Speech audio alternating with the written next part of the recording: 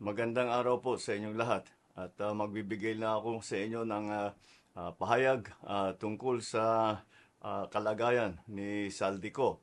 Nananatili po siya sa kustodiya ng Czech Republic at isinasagawa natin ang lahat ng mga kinakailangang hakbang para sa kanyang pagbalik dito sa Pilipinas.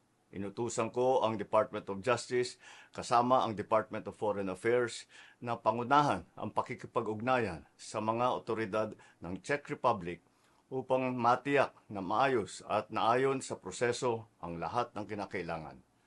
Magpapadala rin ng high-level coordination team upang tutukan ito. Ang ganitong mga proseso ay may sinusunod na mga legal na hakbang sa pagitan ng mga bansa.